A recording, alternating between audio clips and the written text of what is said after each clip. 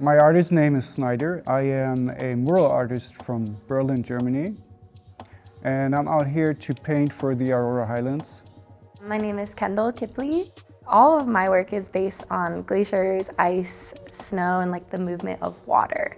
And that's the imagery that I use to source my designs, but I also think, conceptually, think that the idea of water and change in environment and how water changes a landscape and shapes it is a mirror to our inner world.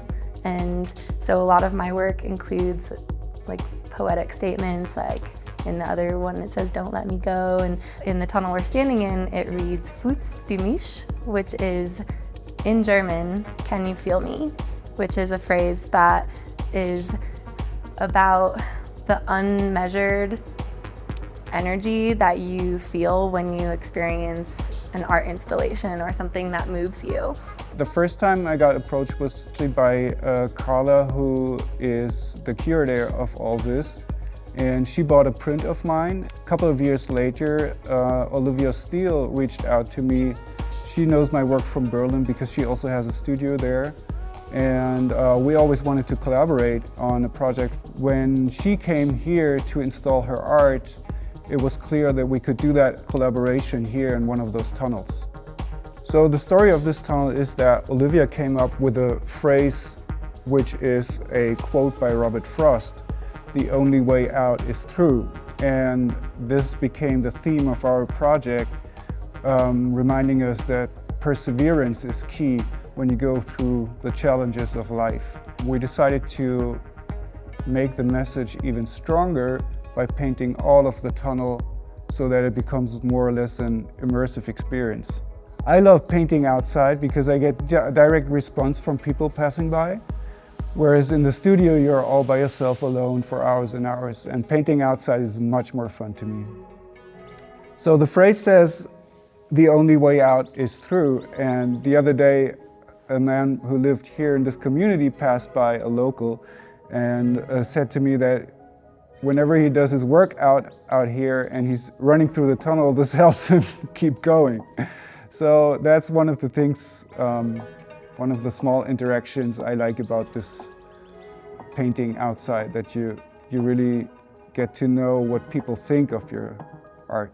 It's the first time I've painted an enclosed outdoor tunnel space, so fighting the elements of wind and cold and heat, and then you're also in the public, so you have interruption, but that also is the best part of it because you get to see how the art is affecting people as you're installing it. There were a lot of challenges doing this project. The weather, of course, it was very hot in between. I have to wear a full face mask all the time when painting. And the wind. The wind is probably the worst because it's channeled in the tunnel and you have much more wind in here, which is obviously bad for spraying. This particular project is unique because I'm collaborating with another artist, Synder, who lives in Berlin. So we didn't have a whole lot of time together in planning to prepare, but Carla saw that both of our styles really complemented each other and wanted the local presence of artists here in Denver and Aurora and the surrounding areas here in Colorado, but also international representation. And I think she really saw it as an opportunity to bring not only this community together, but different artists from around the world. The cool thing about traveling and painting is, for me, actually meeting people, meeting new people. And we are the street art community is a community. I can go wherever I want in the world. I will always find people who are like-minded, and I'm always able to connect wherever I go through my art.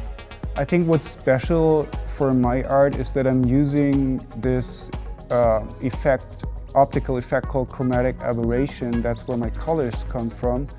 And then I have these fluid shapes, and I'm using these colors for everything I paint, whether it's abstract, like most of the parts in this tunnel, or animals or portraits.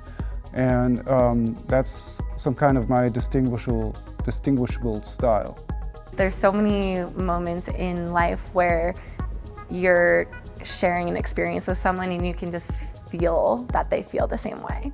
and it's might be slightly different, but that's what makes us human and connects us. So this piece particularly is, especially being here in the Aurora Highlands, is about how do we feel about bringing this type of art park and this gallery, this international gallery, to a space that's accessible, public, and open daily to anyone who wants to visit. And you know, instead of telling people how to feel, it's more like, what does this make you feel? Also the fact that people get to see your art without having to buy a ticket for a museum or for a gallery. You know, they just walk the street and suddenly they, boom, see something that they didn't expect. And that's the power of street art, I think. There are more and more mural artists out there, and public art is something that's being more and more valued. And that's something I really like about it. And people start to understand what it can do for a community, whereas before they just didn't know. Ich glaube, wenn man sowas machen will unbedingt, also als Mural Artist Vollzeit arbeiten, sollte man keine Angst davor haben, sondern einfach machen. Und vor allem seinem Herzen folgen. Man sollte immer das tun, was man wirklich liebt, weil so hat man immer genug Energie, um die ganzen Höhen und Tiefen durchzustehen. So the more street art, the more murals we have, the more life there is, I think, in cities. And that's even the case when it's just illegal graffiti. It shows there's some life going on there. So graffiti for me is the mother of it all. And if you look at this here, which is a curated art park, it has nothing to do with graffiti, but the good thing is you get to speak to a broader audience of people when you do street art and murals as when you do graffiti, where it's just about your ego, basically.